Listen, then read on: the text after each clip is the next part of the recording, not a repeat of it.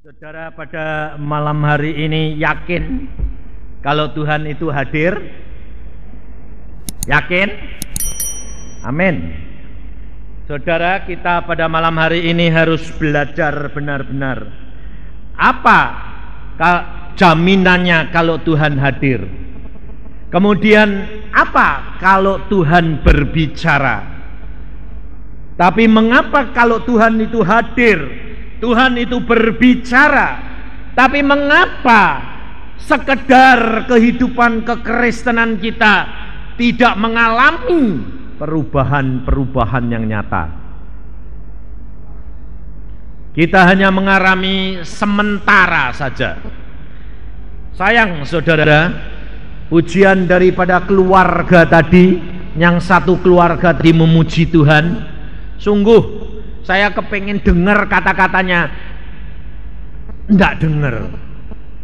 Sayang sungguh, yang saya dengar cuma bayi gendut.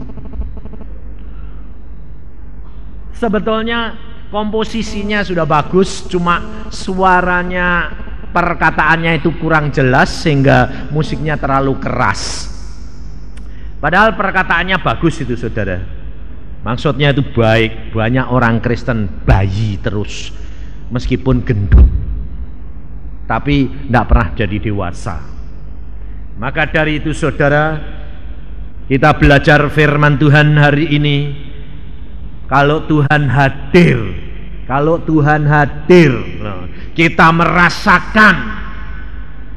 Tetapi apa yang terjadi dengan kita? Kita lihat di dalam Lukas pasal yang ke-24. Lukas pasal 24 mulai ayat yang ke-13. Karena masa ini tahun 92 ini kita harus benar-benar menghadapi kenyataan saudara. Perubahan demi perubahan mendadak. Kita kerap kali tidak dapat mengira-ngira tindakan Indonesia terhadap negeri Belanda. Mendadak ada kejutan. Dunia tidak pernah mengira. Maka dari itu saudara, Alkitab sudah memperingatkan kita. Tuhan Yesus sudah memperingatkan kita. Tuhan berbicara kepada hamba-hamba Tuhan di Malaysia dengan Peter Tan, di Indonesia dengan beberapa hamba Tuhan.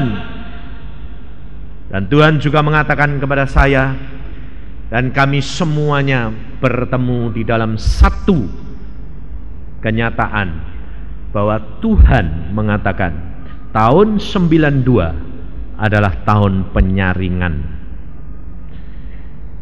Yang dinamakan penyaringan, Tuhan jelaskan hamba-hamba Tuhan yang tidak setia, Tuhan mengatakan aku akan ambil bawa pulang. Tuhan berkata.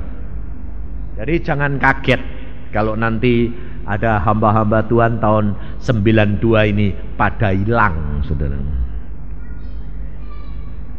Bukan karena mereka tidak setia saja, tetapi hamba-hamba Tuhan yang setia sekalipun, tetapi tugasnya selesai, juga out, bawa pulang.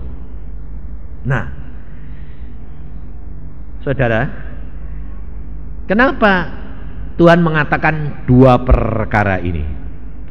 Saya bertanya, Tuhan, kenapa kok mesti engkau barengi dengan yang tidak setia dengan yang selesai tugasnya meskipun tetap setia? Tuhan berkata apa? Lihat kasihnya Bapak itu. Bapak tidak mau hamba-hambanya dipermalukan, biarpun dia tidak setia sekalipun, dan dia akan dikerat dan dibawa pulang. Yang penting tetap Tuhan selamatkan. Tetapi di samping itu hamba-hamba Tuhan yang sudah selesai tugasnya, Tuhan pun bawa pulang. Supaya manusia tidak menilai, karena kasih itu menutupi segala perkara kesalahan. Lihat saudara, Tuhan begitu sayang. Dan Tuhan mengatakan, aku akan membangkitkan umatku, kata Tuhan. Umat yang benar-benar, meskipun dia tidak dikenal, tetapi dia akan menjadi umatku yang militan. Pasukan-pasukan yang tanpa wajah. Itu Tuhan berbicara dengan Polkin, Tuhan berbicara dengan saya. Dia berkata apa? Pasukan yang pakai topeng. Saya kaget waktu dengar Polkin mengatakan pasukan tanpa wajah. Saya dapatnya sebelum Polkin datang. Saya dapatnya Tuhan berkata, ini lihat, aku akan membawa pasukanku semua pakai topeng. Loh, lah pasukan kok pakai topeng? Saya bilang, kenapa tidak terang-terangan Tuhan? Tuhan mengatakan, tidak usah dilihatkan siapa dia. Maka dari itu saudara, kita menjadi orang Kristen pada malam hari ini, kita harus benar-benar menghayati dan meyakini bahwa Tuhan itu hadir. Tetapi mengapa kalau sekedar hanya Tuhan hadir, hanya Tuhan berbicara, tapi mengapa tidak terjadi perubahan? Mengapa masih terjadi pertanyaan, ketakutan, kekhawatiran? Karena apa saudara? Kita akan tahu ayat ini. Kita lihat di dalam Lukas pasal yang ke-24 ayat yang ke-13 mulai. Pada hari itu juga 2 orang dari murid-murid Tuhan Yesus pergi ke sebuah kampung bernama Emmaus, yang terletak kira-kira 7 mil jauhnya dari Yerusalem. Dan mereka bercakap-cakap tentang segala sesuatu yang telah terjadi. Ketika mereka sedang bercakap-cakap dan bertukar pikiran, datanglah Yesus sendiri mendekati mereka, lalu berjalan bersama-sama dengan mereka. Tetapi ada sesuatu yang menghalangi mata mereka, sehingga mereka tidak dapat mengenal dia. Yesus berkata kepada mereka, apakah yang kamu percakapkan sementara kamu berjalan? Maka berhentilah mereka dengan muka muram. Seorang dari mereka namanya Kleopas menjawabnya, adakah engkau satu-satunya orang yang di Yerusalem yang tidak tahu apa yang terjadi di situ pada hari-hari belakangan ini? Katanya kepada mereka, apakah itu? Jawab mereka, apa yang terjadi dengan Yesus orang Nazaret? Dia adalah seorang nabi yang berkuasa dalam pekerjaan dan perkataan di hadapan Allah dan di depan seluruh bangsa kami. Tetapi imam-imam kepala dan pemimpin-pemimpin kami telah menyerahkan dia untuk dihukum mati, dan mereka telah menyalibkannya.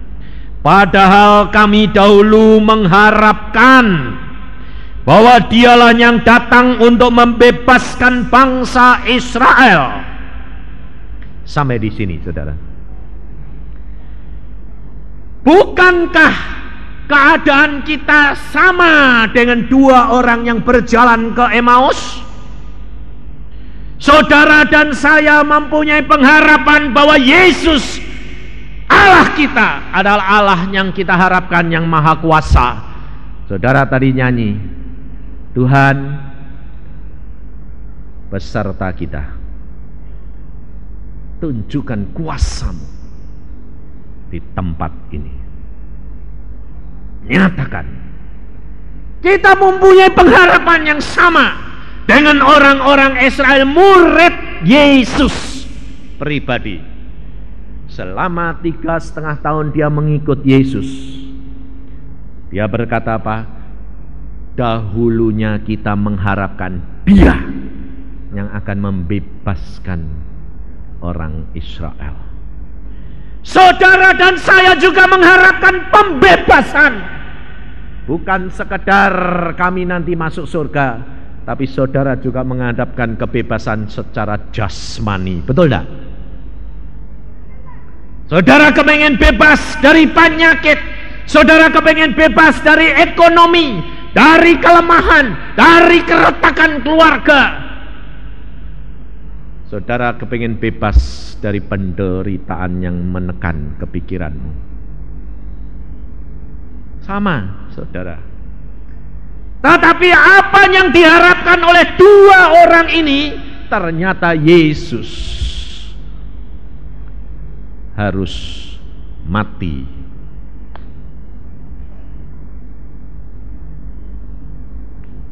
Mengapa, saudara, dua orang ini tetap gelisah, muram? Kata Alkitab, bukan saya. Pada waktu Tuhan Yesus bertanya, peristiwa apa yang terjadi? Mereka memuram mukanya karena pengharapannya seolah-olah sudah pupus, habis. Padahal Yesus ada di dekat mereka, berjalan bersama dengan dia. Apa bedanya dengan saudara dan saya? Kita merasakan Yesus hadir. Kuasa Allah tidak pernah berubah. Yesus tidak pernah berubah. Yesus sudah hadir bersama dengan dua muridnya, tapi muridnya tidak mengenal dia. Ini, saudara. Kalau saudara dan saya sudah mengenal dia, dia hadir. Segala rahasia sudah terbuka, mata rohanimu sudah terbuka. Engkau tidak akan muram lagi, engkau tidak ada masalah lagi. Karena apa? Masalahmu sudah ada di dalam tangan dia dan dia akan menyelesaikannya. Tapi situasi kita sama dengan dua orang yang berjalan ke Emmaus ini, saudara. Yesus sudah hadir, bahkan sekarang sudah bercakap-cakap dengan dia. Belum menunjukkan kebebasan, kelepasan. Dan apa pada waktu Tuhan Yesus bercakap-cakap dengan mereka dan menceritakan semua kejadian. Bahkan Yesus mengatakan di dalam ayat yang ke-25, hai kamu orang bodoh, betapa lambannya hatimu, sehingga kamu tidak percaya segala sesuatu yang telah dikatakan para nabi. Bukankah Mesias harus menderita semuanya itu untuk masuk ke dalam kemuliaannya? Nah, saudara perhatikan, sudah diterangkan, Yesus sudah berkata-kata, bercakap-cakap. Dan apa yang dialami oleh dua orang itu? Ayat yang ke-32, perhatikan. Kata mereka seorang kepada yang lain, bukankah hati kita berkobar-kobar ketika ia berbicara tentang kita, dengan kita di tengah jalan, dan ketika ia menerangkan kitab suci kepada kita? Perhatikan, saudara. Kalau Yesus hadir, kalau Allah hadir, suasana Allah damai sejahtera meliputi kita. Hanya sampai di situ, saudara. Lah ini sayangnya kehidupan kekristenan, tidak sampai tuntas, tapi hanya sekedar sampai di situ. Hanya menikmati kehadiran Tuhan, bisa merasakan dihadir Tuhan di sini dengan di rumah. Tadi saya datang penuh dengan kegelisahan, penuh dengan rasa tidak damai. Pergi ke persekutuan di Goskit, kok rasanya damai. Hanya sampai di situ. Kemudian firman Tuhan diberitakan, hatinya berkobar-kobar, rasanya dibakar.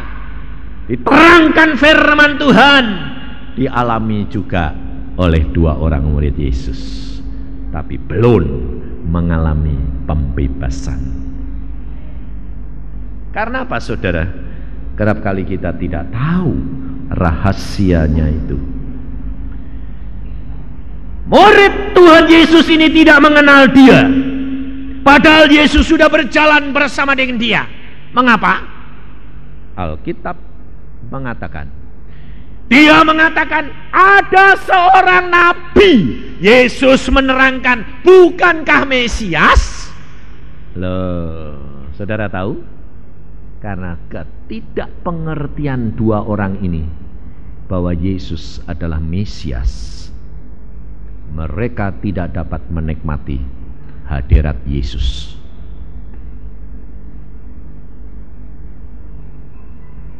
Saudara dan saya percaya Yesus Maha Kuasa, dan memang kuasa dan tidak pernah tidak kuasa.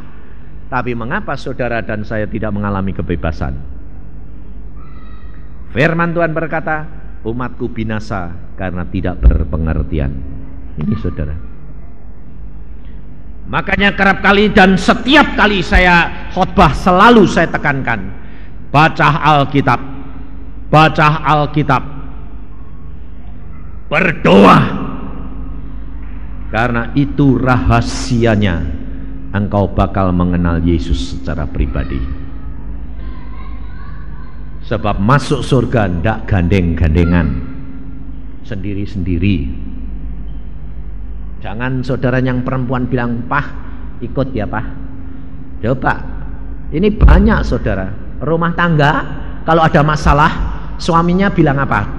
Terutama kalau istri-istrinya ini sudah jadi Kristen, sudah pendoa, sudah baca Alkitab. Kira-kira kalau ngajak suami bilang, "Yo Pak sembahyang, yo Pak baca Alkitab, yo Pak berdoa untuk anak kita." Kira-kira bapaknya bilang apa? "Aku titip." Betul enggak? Hah? Banyak enggak yang titip? "Aku titip ja. Aku tak cari duit, nanti buat kamu duitnya, tapi untuk doa, untuk baca Alkitab, untuk problem-problem titip." Sekarang saya tanya, saudara, saudara ini jadi jemaat, ini jadi orang Kristen, suka titip enggak? Atau suka dititipi? Hah? Suka titip atau suka dititipi? Saya paling banyak dititipi. Tolong Pak, doain. Titip toh? Titip. Saya satu orang suruh gotong titipane orang banyak. Loh, titipane dek berkat, titipane beban. Lah pendetane gepeng, dititipin terus. Untungnya saya ndak gendong sendiri. Kalau dititipin tak terima, tak kasih ke Yesus. Aku cuma anu saja, perantara. Tuhan titipane. Ini loh titipane orang itu. Untungnya Yesus sudah gotong seluruh isi dunia. Kalau saya yang suruh gotong sekota saja, mati gepeng. Maka dari itu saya tetap gemuk. Saya tadi ketemu orang, "Om kok gemuk ya?" Lumayan. Jadi memang hamba Tuhan itu bisa gemuk, bisa kurus, bisa gemuk, bisa kurus. Kenapa? Karena kalau kurus mesti suruh puasa, kurus. Nanti kalau sudah ketemu lagi, melar lagi. Kenapa? Lah anak Tuhan itu bukan banyak Maria, banyak Martanya. Jadi kemana-mana dikasih makan. Hamba Tuhannya mesti gendut. Karena apa? Banyak anak Tuhan jadi Marta. Tapi buat hamba Tuhan, kalau anaknya semua Maria, kurus kering. Karena datang kemana-mana kan harus jadi Maria ya Pak. Terus dengerin, habis itu pulang, minum tidak dikasih, makannya kurus kering Maria. Aku bilang, Tuhan, untung-untung anak-anak Tuhan ini banyak Marta nih. Maka dari itu saudara, kita perhatikan ayat Alkitab ini, supaya saudara dan saya itu tidak sekedar dengar suara Tuhan, hatimu dibakar, pulang dari sini rasanya mantap bakar, tapi tidak mengalami kelepasan karena saudara belum menyelesaikan tahap yang terakhir. Dua orang ini berjalan dengan Yesus, dan engkau perhatikan ayat 28. Kalau saudara sudah mengalami kehadiran Allah, kalau saudara sudah merasa hatimu dibakar, firman Tuhan berbicara. Perhatikan ayat 28. Mereka mendekati kampung yang mereka tuju. Lalu Yesus berbuat seolah-olah hendak meneruskan perjalanannya. Perhatikan saudara, ayat ini yang menjadi pintu gerbang ujian. Dan banyak anak-anak Tuhan gugur dalam masuk ujian. Sebab Alkitab berkata, setelah mendekati kampung, Yesus berbuat. Di sini bukan pura-pura loh. Yesus berbuat. Jadi sadar enggak Tuhan Yesus? Sengaja enggak? Hah? Kalau dikatakan berbuat itu sengaja enggak? Sengaja. Yesus sengaja berbuat seolah-olah dia berjalan terus. Kenapa saudara? Ini ujian. Ujiannya apa? Engkau membuka jalan, engkau meminta dia untuk mampir apa enggak? Aneh loh. Kita sudah merasakan, kita merindukan. Dua orang ini merindukan kelepasan, merindukan kuasa Allah dinyatakan, dan mereka hatinya sudah berkobar. Tapi mereka, Yesus sengaja berbuat seolah-olah dia terus. Yesus memberikan kesempatan kepada saudara menentukan langkah, mengambil satu keputusan. Sebab kita kerap kali sudah mengerti, tapi kita tidak mengambil satu keputusan. Kita biarkan begitu saja lewat. Lalu Yesus jalan lewat, ya sudah sampai ketemu lagi ya Pak. Selesai, lewat, hilang. Dan saudara tetap ragu-ragu, tetap bimbang, tetap muram, tetap menderita. Tapi pada waktu Yesus seolah-olah mau berjalan lewat, apa yang dilakukan kedua orang ini? Tetapi mereka, kata-katanya apa? Sangat mendesaknya. Kira-kira kalau sangat mendesak itu setengah maksa ada? Hah? Iya. Saudara kalau minta sama Tuhan, kan Tuhan Maha Kuasa. Kalau dikasih ya syukur, enggak apa-apa. Ya, enggak dapat apa-apa. Tapi Alkitab sudah mengajar, mereka sangat-sangat mendesak. Berarti apa? Ngotot. Tuhannya ini ya humor. Tuhan itu memang seneng humor kadang-kadang. Loh, sudah diminta Tuhan mampir dong, sudah malam. Seolah-olah sengaja terus. Nah, sampai orang itu sangat desek, berarti kan ngejer, megang-meganginya. Mampir toh. Sampai odok-odokan sama, ayo mampir, jangan sungkan. Loh. Tapi biasanya saudara, kalau orang gengsi bagaimana? Tak mau biar, tidak usah. Mau ya mampir, tak mau udah, tidak apa-apa. Betul tidak? Karena apa? Masih harga dirinya cukup tinggi. Kira-kira kalau orang yang desek-desek itu orang yang butuhkan apa enggak? Hah? Kalau orang cuma sekedar nawarin, mampir. Saya kerap kali dihampirkan sama orang-orang itu banyak. Pak Yusa, mampir dong.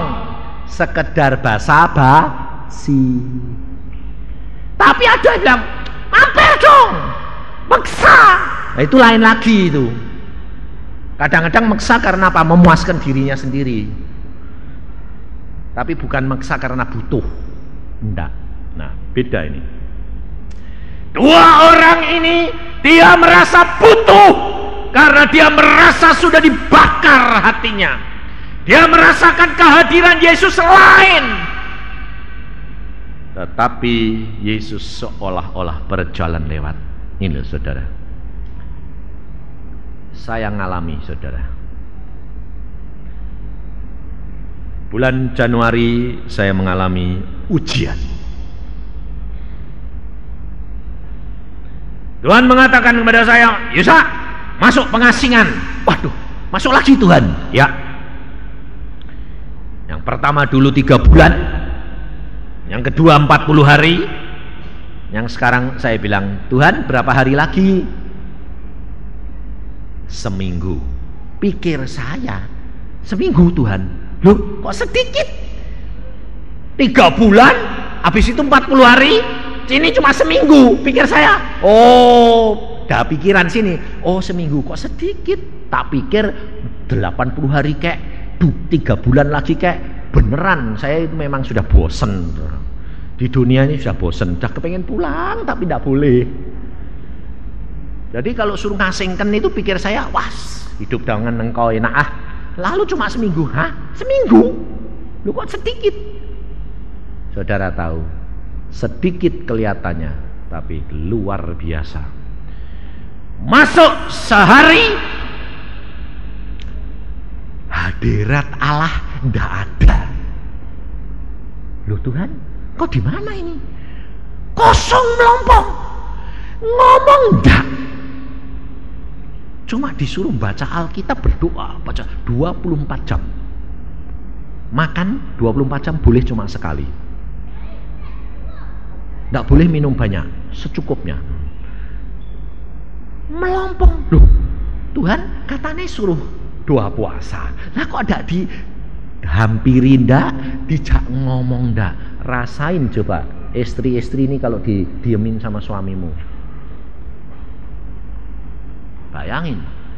Sampai saya bilang, Tuhan, ini bener engkau ngomong atau enggak? Mbok suruh. Enggak jawab. Tapi untungnya saya diem saja. Saya bilang, Tuhan, aku tahu engkau setia dan engkau kalau bicara tidak pernah bohong.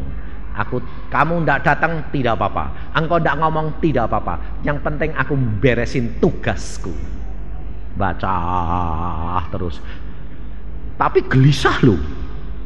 Hari kedua pikir saya besok ngomong lagi. Enggak. Hadir enggak. Waduh, ini ada apa? Meriksa apa aku salah apa piye? Enggak. Ya wis lah, pokoknya enggak salah, pokoknya jalan wae lah. Enggak urusan.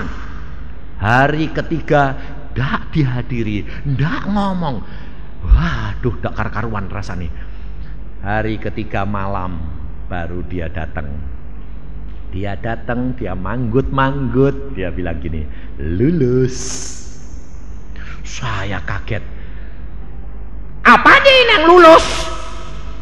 Wong gak ada apa-apa kok lulus. Tuhan berkata apa? Apa yang kamu lakukan 3 hari lebih dari apa yang kamu lakukan 3 tahun melayani aku. Kaget saya. Kenapa Tuhan begitu? Engkau tahu rasanya kalau aku tidak hadir? Ya, waduh setengah mati Tuhan. Pikiran lalu timbul semuanya. Mengendalikan pikiran ini susah, saya bilang. Tapi karena baca firman banyak, berdoa banyak, kekuatan itu dapat ngatasi. Karena apa? Sudah berlatih. Tuhan berkata, itu akan terjadi dengan anak-anak Tuhan yang akan menghadapi masa-masa yang sangat sulit karena ditinggalkan oleh Roh Kudus, karena mereka tidak setia. Tidak ada yang kuat Tuhan. Dia berkata, engkau harus mengalami lebih dahulu nak, sebelum semuanya terjadi. Dan sampaikan kepada mereka, peringatkan mereka, karena engkau sudah mengalami. Lalu saya tanya, mengapa lebih berharga ini daripada 3 tahun aku melayani Tuhan? Tuhan berkata, yang Tuhan hitung bukan kau dapat jiwa berapa, bukan berapa lama engkau melayani, tetapi yang Tuhan hitung adalah kesetiaanmu dan menurut dan ketekunanmu melakukan perintahku. Itu yang aku hitung nak. Saya menangis di hadapan Tuhan. Saya mengatakan, Tuhan, aku tidak mengerjakan apa-apa, tapi engkau melakukan kehendakku. Itu yang aku kehendaki. Lalu saya diberikan satu penglihatan, di mana saya sedang menghadapi ujian. Tuhan berkata, lihat, di tengah jalan saya bertemu dengan seorang yang mengalami kecelakaan. Dia mengalami kecelakaan penuh dengan darah. Saya dihadapkan satu pilihan. Tolong, kamu nolong dia, kamu terlambat ujian. Kamu tinggalkan dia ujian. Firman Tuhan berkata, di mana belas kasihanmu? Bayangin saudara, pada waktu itu saya tidak mempunyai pegangan apa-apa, tapi saya mempunyai kebiasaan berdoa minta pimpinan Roh Al-Kudus. Saya berkata, Tuhan, apa yang aku harus lakukan? Aku harus ujian pada waktunya tepat, tapi ini orang membutuhkan. Roh Al-Kudus, engkau penolongku, berikan aku pimpinan untuk mengambil satu keputusan. Timbul firman Tuhan, yang aku kehendaki bukan persembahan, tetapi adalah belas kasihan. Lalu pada waktu itu saya ngambil keputusan, aku akan tolong orang ini, dan aku biarpun tidak ujian, tidak apa-apa Tuhan. Aku tahu aku mau menjadi pelaku firman. Aku tolong orang itu, karena saya salah satu dokter, biarpun dokter gigi, tapi saya dapat merawat mereka. Saya rawat yang perdarahan, saya ikat, saya bawa, akhirnya saya hantar ke rumah sakit. Setelah masuk di sana, saya berkata, saya sekarang lari ke tempat ujian, tetap terlambat 1 jam. Ujian sudah selesai. Pada waktu saya masuk, saya tidak berani duduk saudara. Karena apa? Tahu sudah selesai. Jadi saya cuma masuk, saya cuma lihat siapa yang lulus, siapa yang diumumkan, karena hari itu juga diumumkan siapa yang lulus. Nah, saya cuma berdiri. Saya kaget. Karena apa? Waktu diumumkan bahwa ketua panitia ujian ini akan mengumumkan siapa yang lulus ujian, saya sudah tidak begitu perhatiin. Kagetnya apa? Ternyata yang ketuanya ini, yang maju ke depan ini, yang mau mengumumkan ini, ternyata orang yang saya tolong. Loh, lah kan kaget aku. Loh, itu kan orang tadi yang kecelakaan. Loh, kok bisa di sini? Ternyata dia Tuhan Yesus sendiri. Persis seperti 2 orang Emmaus ini tidak mengenali siapa dia. Pada waktu itu dia berkata begini, Tuhan, semuanya yang ujian ini tidak lulus. Yang lulus cuma 1. Pikir saya, lulus cuma 1, aku tidak ujian. Ya wis lumayan tau, wong tidak ada lulus kok. Aku tidak ujian ya tidak apa-apa. Yang penting kan tidak lulus kabeh toh, ya wis toh. Aku ya ketawa-ketawa. Padha wae tidak lulus kabeh wae kok. Lumayan aku nulungi orang, pikir saya. Tidak taunya saudara bilang, kamu semua tadi yang datang ke sini, di tengah jalan semuanya ngalami ndak, bertemu ndak dengan kecelakaan? Semua berkata ya. Semua ketemu. Ternyata semua ketemu. peristiwa kecelakaan itu. Tapi tidak ada yang nolong. Yang nolong cuma saya. Lalu Tuhan berkata, ujiannya sebetulnya tidak di sini, di tengah jalan tadi loh diadakan ujian. Karena ujiannya bukan teori, praktek. Lah saya kan jadi aku tadi itu lulus. Nggak tahu kalau lulus. Untung aku tadi minta pimpinan Roh Kudus nulungi orang itu. Tuhan berkata, yang lulus cuma satu, Yusa. Wah, ayamnya kayak apa? Saudara tahu? Makanya Tuhan berkata, engkau lulus, nak. Saudara, saya tanya, dan mereka semua pengikut bilang apa? Tuhan, kenapa tidak dikasih tahu kalau ujiannya itu tadi di tengah jalan? Loh, lah kalau Tuhan bilang, lah kalau dikasih tahu itu bukan ujian, betul nggak? Lah ujian kok minta dikasih tahu? Tak ujian. Loh, saya tanya, saudara seneng ujian atau ulangan? Hah? Loh, saudara seneng ujian atau ulangan? Nah, seneng ujian? Saya seneng ulangan. Soalnya apa? Ujian itu 1 tahun minimal 1 kali, betul enggak? Dan tidak ada ujian ulangan. Ulangan tiap hari. Jatuh ulangan lagi, wong namanya ulangan jadi diulang. Betul enggak? Kalau ujian tidak ada, ujian ulangan tidak ada. Setahun lagi nunggu. Kowe kepengen ujian apa ulangan? Hah? Ayo, kepengen ujian, rasain. Jatuh, ngulangi setahun, 2 tahun, rasain lo. Aku kepengen ulangan. Kenapa? Kalau ulangan tuh cuma tiap hari. Jadi, jatuh, ya bilang, Tuhan jatuh, besok lagi ya. Lumayan toh. Nggak usah sampai ngenteni setahun. Loh, lalu kalau kamu tiap hari ulangan, sudah dilatih ulangan, nanti datang ujian, gampang enggak? Nah, kamu kepengennya apa? Nggak usah ulangan Tuhan, sekaligus ujian, nggak lulus, rasain lu. Saudara, kenapa saudara nggak belajar firman Tuhan? Orang 2 murid Tuhan Yesus ini pergi ke Emmaus ini, dia mengalami ujian. Yesus seolah-olah jalan terus dan dia mendesak Yesus harus mampir. Rahasianya, langkah pertama sudah benar. Minta Yesus, jangan tinggalkan engkau. Minta Yesus, jangan sekedar hadir, jangan sekedar berbicara, tapi minta Yesus masuk dalam rumahmu. Lalu apa tindakan yang kedua? Ayat 29, tetapi mereka sangat mendesaknya, katanya, tinggallah bersama-sama dengan kami, bukan singgahlah.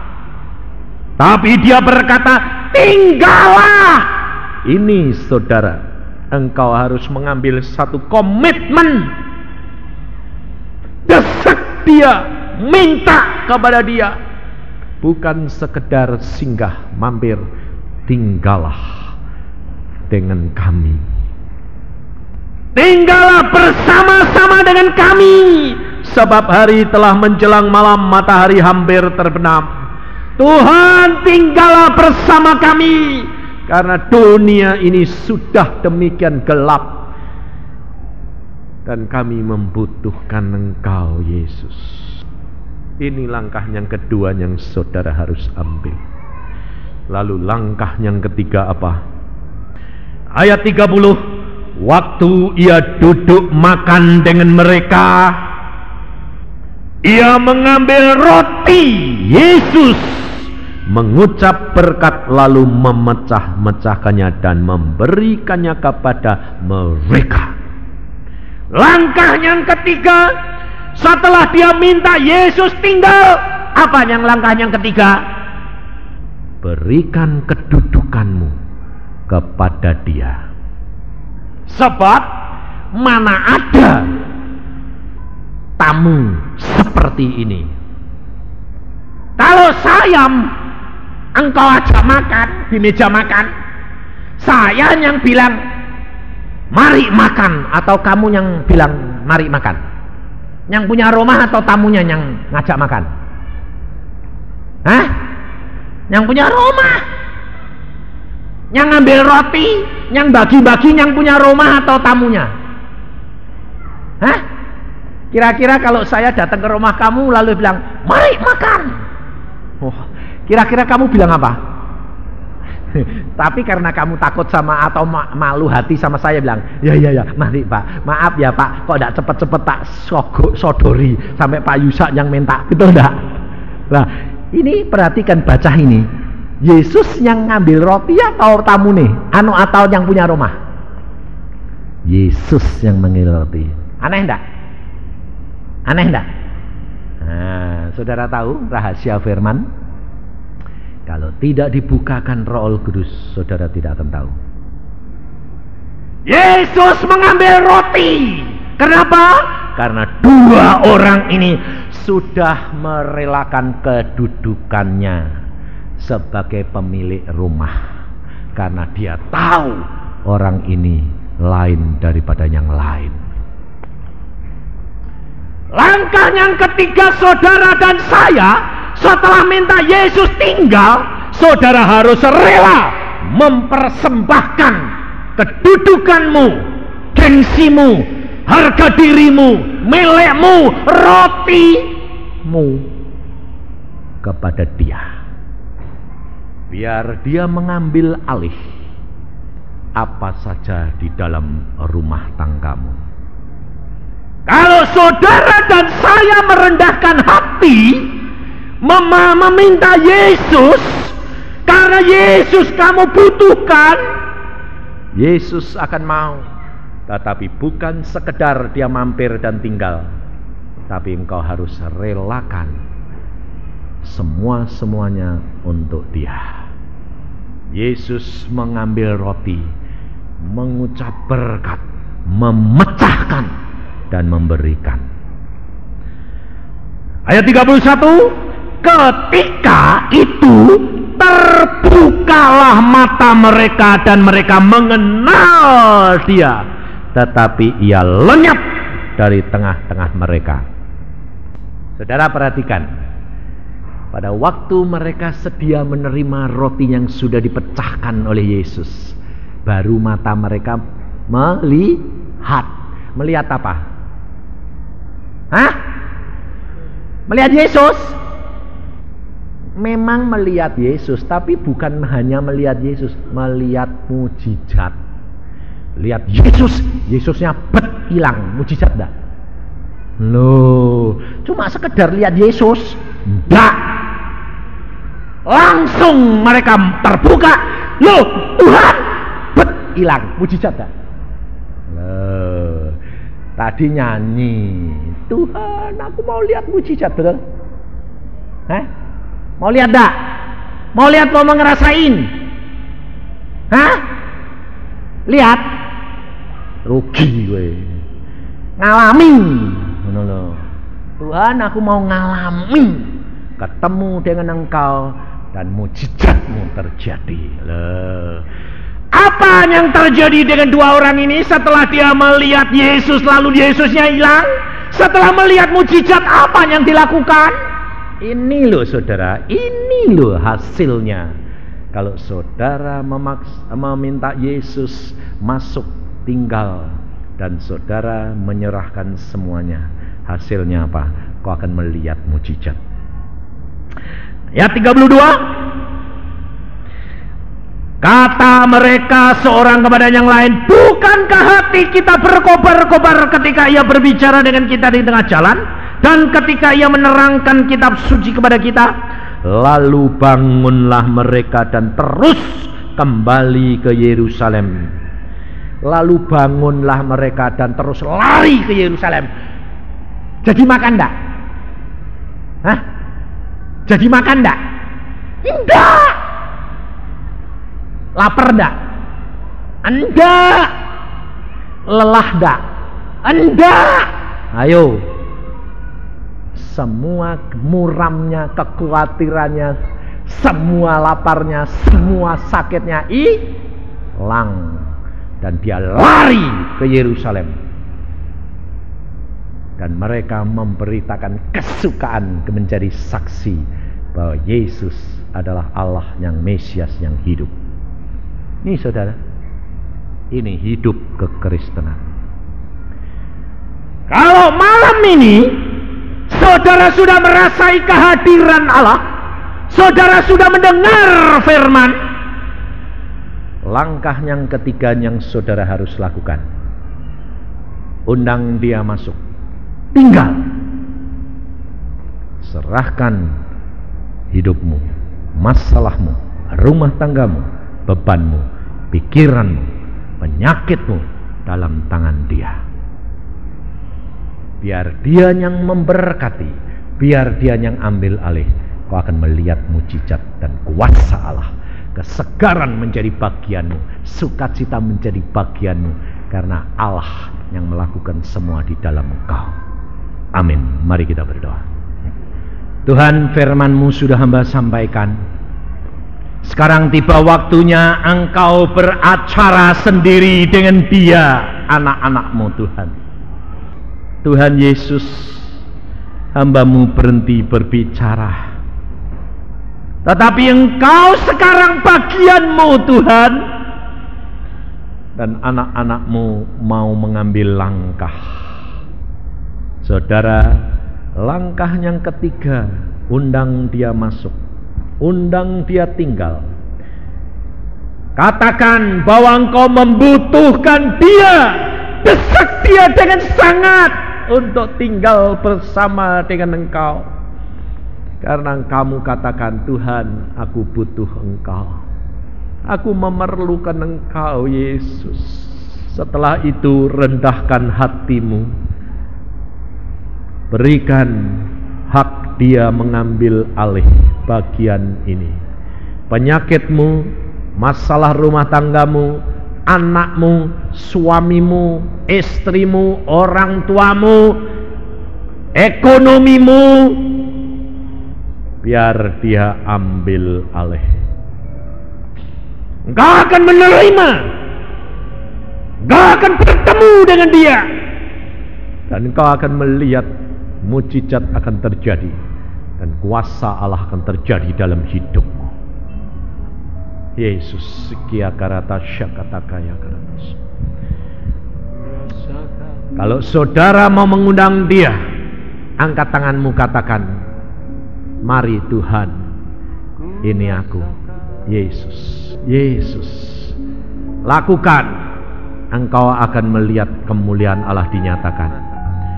Tidak ada seorang pun yang dapat membuat mujizat, tidak ada seorang pun yang akan dapat membangkitkan orang mati kecuali Yesus.